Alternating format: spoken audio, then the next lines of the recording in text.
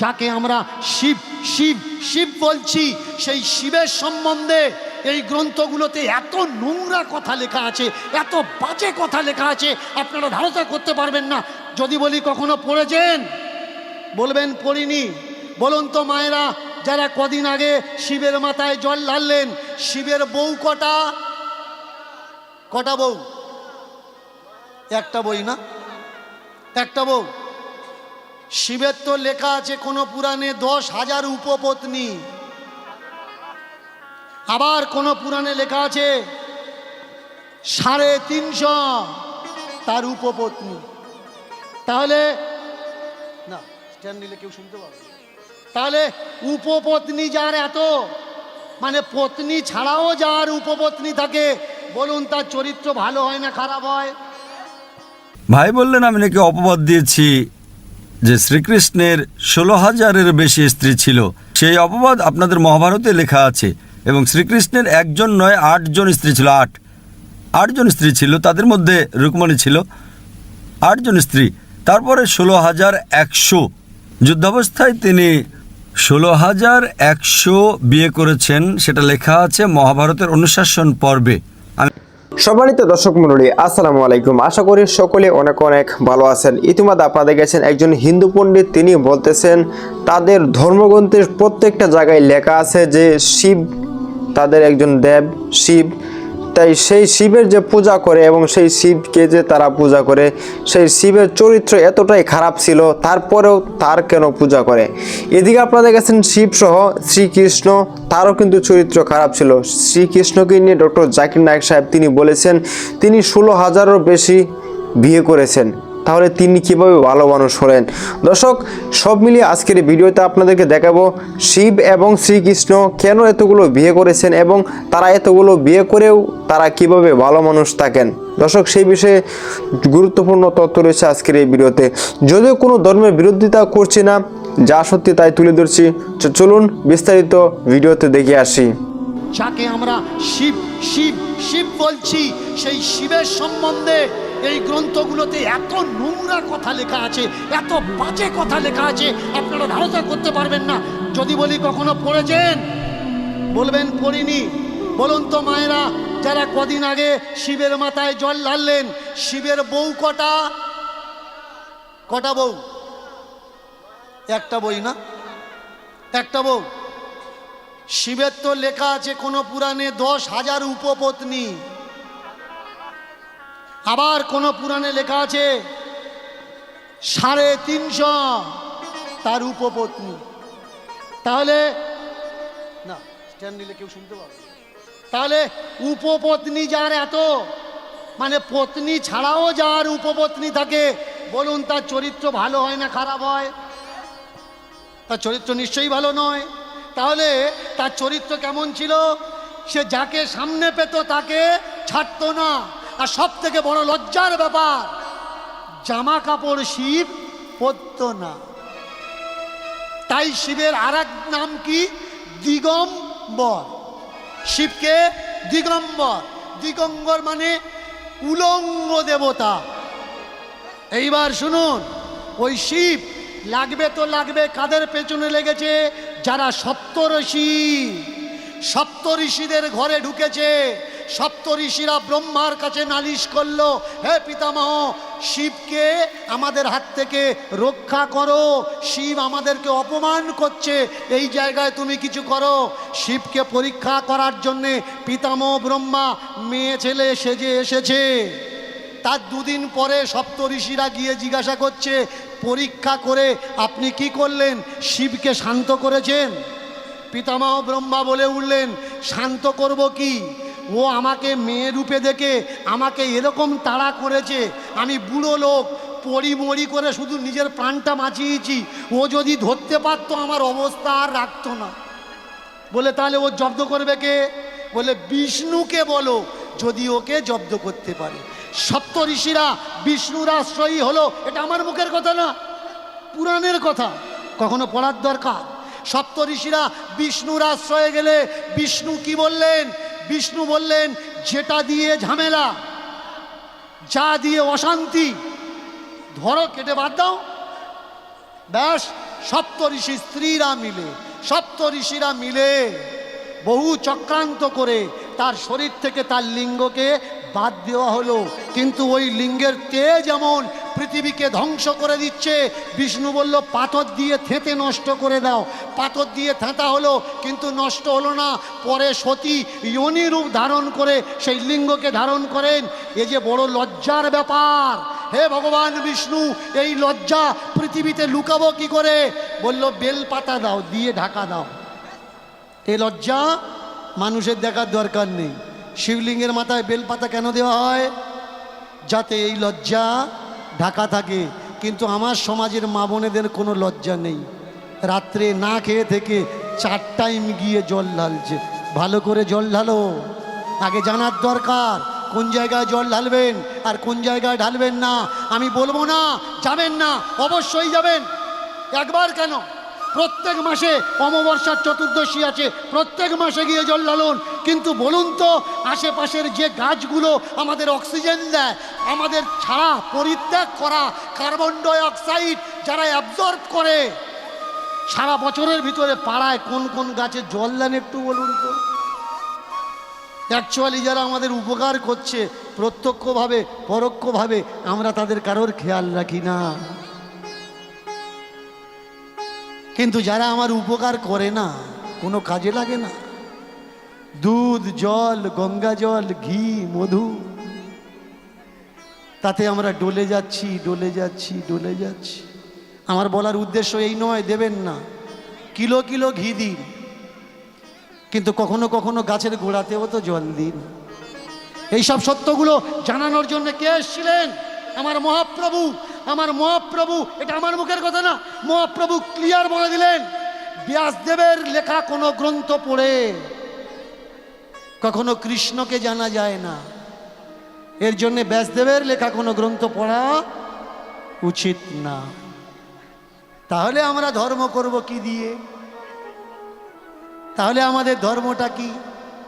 যারা বলছে ধর্ম আজকের কচুরমুখীর মতো হয়ে গেছে, কচুরমুখী, ওলের মুখী, যেখান থেকে পাচ্ছে মুখ বেরুচ্ছে।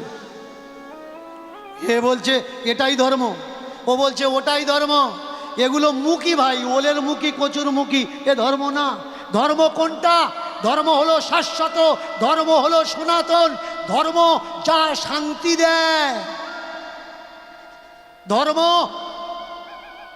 যাহা অশান্তিকে নিবৃত্তি করে, শেষ করে, ধর্ম যাহা শীতলতা প্রদান করে, তাহাই হলো ধর্ম।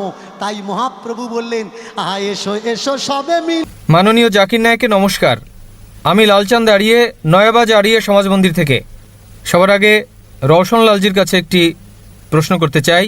স্বামী দেবানন্দ সরস্বতী যে নিজের জীবনীতে সত্য প্রকাশ করেছেন, তাতে কৃষ্ণকে যাকে যোগীরা শ্রীকৃষ্ণ বলেছেন, যাতে তার কোনো স্ত্রী ছিল না এক ব্যতীত, এবং তার নাম ছিল রুক্মিণী, এবং তার দ্বারা সন্তান জন্ম নেয় পদু। তিনি একটা অপবাদ দিয়েছেন সমাজে যে শ্রীকৃষ্ণজির 11,000 পত্নী ছিল। দয়া করে আপনি এর সমাধান দিন এবং তার উত্তর সবাই জেনে নিক যে উনি যে অপবাদ দিলেন এটা কি সত্য না মিথ্যা। উত্তরের জন্য ইনশাল্লাহ আমি উপস্থিত। প্রশ্ন আমাকে করা হবে, ইনশাল্লাহ শঙ্করাচার্য বসে আছেন, তিনি উত্তর দেবেন। আমি উত্তর দীর্ঘায়িত করব না ইনশাল্লাহ।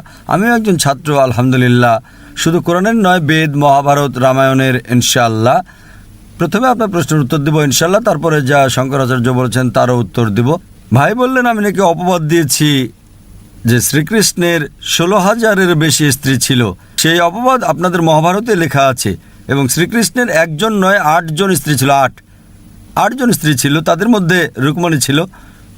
8 জন স্ত্রী, তারপরে 16,100 যুদ্ধাবস্থায় তিনি 16,100 বিয়ে করেছেন, সেটা লেখা আছে মহাভারতের অনুশাসন পর্বে।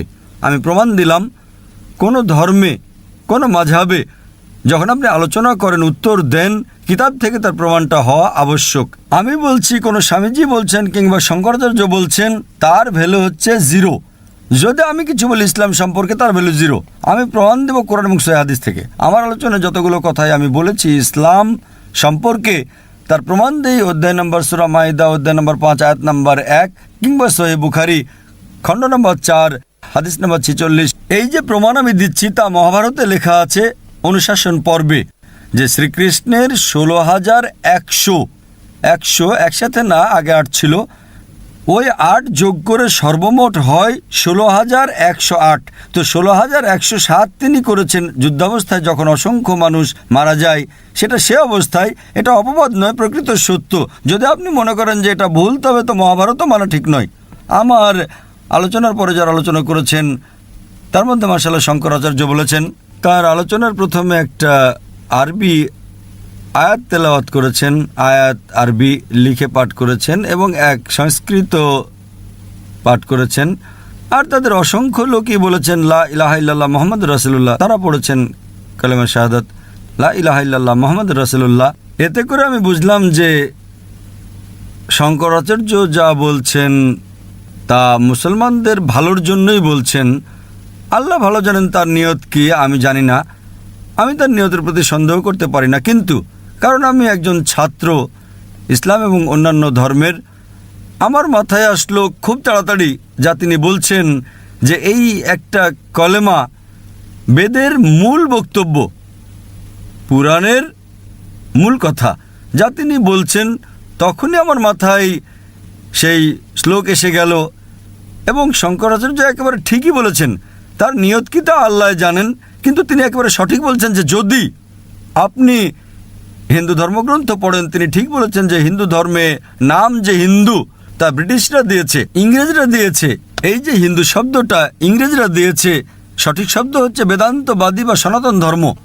এই যে হিন্দু নাম, এই হিন্দুইজম যখন ইংরেজরা দিয়েছে, হিন্দু নাম প্রথম যখন পার্সিরা এসেছিল হিমালয়ের পাদদেশে এবং আরবরা এসেছিল হিন্দুস্তানে, তারা নামটা দিয়েছিল হিন্দু। এবং আপনারা এনসাইক্লোপিডিয়া ব্রিটানিকা পড়বেন, খণ্ড নম্বর 20, রেফারেন্স নম্বর 581-তে বলা হয়েছে যে Hinduism is a group of beliefs for people living in India.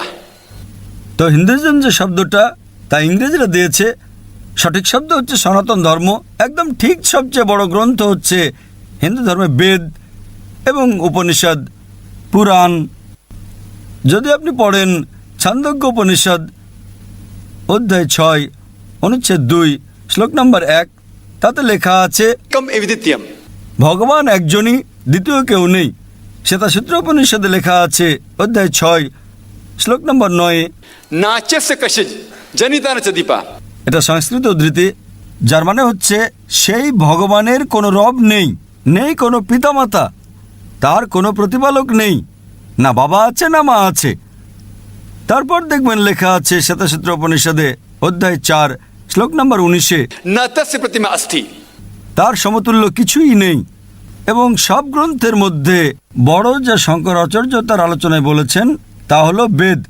বেদ হচ্ছে 4টা, ঋগ্বেদ, যজুর্বেদ, সামবেদ এবং অথর্ববেদ। যজুর্বেদে লেখা আছে অধ্যায় 32 Chapter number 32, শ্লোক নম্বর 3, verse number 3. তাতে লেখা আছে Na tasya pratima asti. তার কোনো প্রতিমা নেই, না কোনো মূর্তি আছে, না কোনো ফটো। সেই ভগবানের প্রতিমূর্তি নাই, ফটো নাই। এবং আরও লেখা আছে যজুর্বেদ অধ্যায় 40 শ্লোক নম্বর 9, Andhatma bhavishanti ya asammuti mupaste. আন্ধাত্মা মানে অন্ধকার, প্রবিশান্তি মানে প্রবেশ করা। ওসব লোক অন্ধকারে প্রবেশ করছে যেসব লোক আসাম্বুতির পূজা করে। আসাম্বুতি মানে প্রাকৃতিক বস্তু, বাতাস, আগুন, পানি। যারা প্রাকৃতিক বস্তুর পূজা করছে তারা অন্ধকারে প্রবেশ করছে। পরে আরও বলা হয়েছে যে তারা আরও বেশি অন্ধকারে প্রবেশ করছে যেসব লোক সাম্বুতির পূজা করে। সাম্বুতি মানে বানানো বস্তু, মানে টেবিল, চেয়ার, গাড়ি, মূর্তি, এই সমস্ত যা বানানো বস্তু যদি তার পূজা করে তবে আরও অন্ধকারে চলে যাচ্ছে। যদি আপনারা পড়েন ঋগ্বেদ, 4টা বেদের মধ্যে সবচেয়ে বড় গ্রন্থ ঋগ্বেদ। ঋগ্বেদে লেখা আছে গ্রন্থ নম্বর 1, বুক নম্বর 1, কিতাব নম্বর 1, অনুচ্ছেদ নম্বর 164, শ্লোক নম্বর 46। Ikkam sat vipra bahuda vadante. তার মানে হচ্ছে সত্য এক, সততা এক, ভগবান এক। এবং শান্ত ব্যক্তিরা ভগবানকে বিভিন্ন নামে ডেকে থাকে, কিন্তু ভগবান এক। এবং যারা সংস্কৃতিতে শ্লোক পড়েছেন তার আদর্শ ব্যক্তি ছিলেন। পরে শ্লোক পড়ব ইনশাল্লাহ। কিছু লোক যারা তা পড়ে তারা ব্রাহ্মসূত্র ছিলেন, হিন্দুইজমের ব্রাহ্মসূত্র ছিলেন। Ekam Braham Dutya Naste. তারপর আরো বলছে Ekam Braham Dutya Naste. Nehna Naste Naste Kinchan. যার মানে ভগবান একজনই, দ্বিতীয় কেউ নেই, কেউ নেই, কেউ নেই, কোথাও কেউ নেই।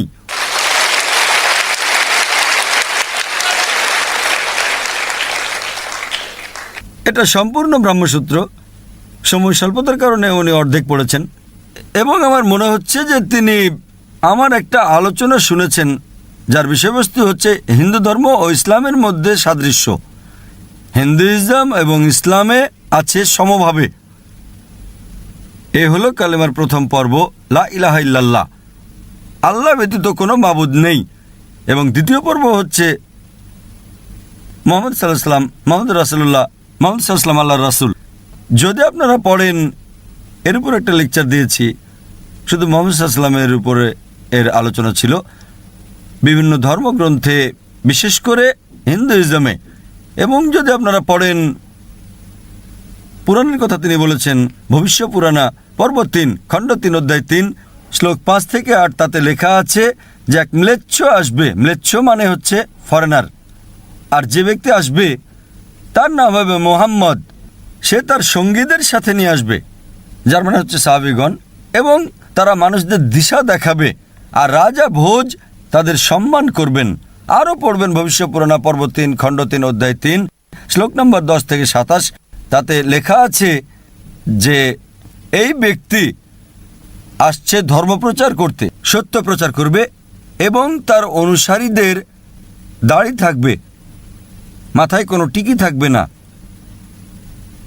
মানুষদের নামাজের জন্য ডাকবে, দুনিয়ায় একটা জাগরণ নিয়ে আসবে, গোশত খাবে কিন্তু শূকরের গোশত খাবে না, এবং সে যে সত্য প্রসারিত করবে তারা হচ্ছে মুসলমান। এরকম অনেক আছে মুহাম্মদ সাল্লাল্লাহু আলাইহি ওয়াসাল্লাম সম্পর্কে। ভবিষ্য পুরাণায় আছে, ঋগ্বেদে আছে, সামবেদে আছে, অথর্ববেদে আছে। বিশেষ করে যদি আপনারা পড়েন একটা পুরাণা যার নাম কল্কি পুরাণা, কল্কি পুরাণা পড়লে দেখবেন অধ্যায় নম্বর 2 Chapter number 2. শ্লোক নম্বর 4, 5, 7, 11 এবং 15, যার বর্ণনা ভগবত পুরাণাতেও আছে। অধ্যায় নম্বর 2 Verse number 18 to 25. 18 থেকে 25 পর্যন্ত শ্লোক। তাতে কল্কি পুরাণায় একটা বর্ণনা আছে, কলিযুগে একজন আগমন করবেন যার নাম হবে কল্কি, যার মায়ের নাম হবে সুমতি এবং বাবার নাম বিষ্ণু ইয়াস। সুমতি মানে শান্তি, শান্তির বাহক। এবং আপনারা জানেন যে আমাদের পয়গম্বর শেষ নবী মুহাম্মদ সাল্লাল্লাহু আলাইহি ওয়াসাল্লামের মায়ের নাম আমেনা, যার মানে শান্তির বাহক। এবং বিষ্ণু ইয়াস মানে ভগবানের ইবাদতকারী। এবং আমরা জানি যে নবী মুহাম্মদ সাল্লাল্লাহু আলাইহি ওয়াসাল্লামের বাবার নাম ছিল আব্দুল্লাহ। এইভাবে মুহাম্মদ সাল্লাল্লাহু আলাইহি ওয়াসাল্লামের আগমনের বার্তা কল্কি পুরাণায় আছে, ভগবত পুরাণাতেও আছে। তো তার ভিত্তিতে এভাবে 2-4 ঘন্টা ধরে আমি আলোচনা করতে পারবো শুধু হযরত মুহাম্মদ সাল্লাল্লাহু আলাইহি ওয়াসাল্লামের উপরেই হিন্দু ধর্মগ্রন্থ দিয়ে, কিন্তু সময় কম। তবে দুটোকে একত্রিত করে শঙ্করাচার্য একদম ঠিক বলেছেন, লা ইলাহা ইল্লাল্লাহ মুহাম্মাদুর রাসূলুল্লাহ, মূল কথা যে আল্লাহ ব্যতীত কোনো মাবুদ নেই এবং মুহাম্মদ সাল্লাল্লাহু আলাইহি ওয়াসাল্লাম আল্লাহর রাসূল। কিন্তু শেষে আমাদের মহতারাম শোয়েব সাহেব বলেছেন যে আল্লাহ যেন তাকে হেদায়েত দান করেন, এবং আমি আল্লাহ তাআলার কাছে প্রার্থনা করি যে আল্লাহ যেন তাকে হেদায়েত দান করেন। মস্তক খণ্ডিত করতে নয়, ইসলামের জন্য, ইসলামের উপর আমল করতে। হতে পারে অনেক বিষয় তিনি পালন করেন, কিন্তু পুরোপুরি যেভাবে তাদের বেদের ভিতরে বলা হয়েছে কল্কি পুরাণায় যে এক ব্যক্তি আসবেন, তিনি মানুষকে সঠিক পথ দেখাবেন। এই বর্ণনা আগামী দিনের সম্পর্কে, এই বর্ণনা মুহাম্মদ সাল্লাল্লাহু আলাইহি ওয়াসাল্লাম সম্পর্কে, এবং তিনি ইসলামের গ্রন্থ পড়েছেন আলহামদুলিল্লাহ, সুম্মা আলহামদুলিল্লাহ। এবং ইনশাআল্লাহ আমিও দোয়া করি আল্লাহ যেন শঙ্করাচার্যকে হেদায়েত দান করেন। তো যেটাই প্রশ্নের উত্তর হোক, আলহামদুলিল্লাহ কিতাব দ্বারা প্রমাণিত হওয়া চাই, সেটাই সঠিক উত্তর। সম্মানিত দর্শক মণ্ডলী, আশা করি সম্পূর্ণ ভিডিওটি দেখলেন এবং আজকের এই ভিডিও সম্বন্ধে আপনাদের ব্যক্তিগত মতামত অবশ্যই কমেন্ট সেকশনে জানিয়ে দিবেন। ইতিমধ্যে আপনাদের কাছে হিন্দু ধর্মের পণ্ডিত দীনকৃষ্ণ ঠাকুর তিনি কিন্তু স্পষ্টভাবে বলেছেন, যদি একজন শিব এতগুলো বিয়ে করতে পারেন তাহলে তার কেন পূজা করি এবং তার চরিত্র কেন এত খারাপ হতে পারে। দর্শক, এদিকে আপনারা দেখেছেন ডক্টর জাকির নায়েক সাহেব, তিনিও কিন্তু স্পষ্টভাবে উত্তর দিয়েছেন যে শ্রীকৃষ্ণ কতগুলো বিয়ে করেছেন সেই বিষয় নিয়ে গুরুত্বপূর্ণ আলোচনা করেছেন। দর্শক আজকের এই ভিডিওটি এই পর্যন্তই। দেখা হচ্ছে পরবর্তী ভিডিওতে। আসসালামু আলাইকুম।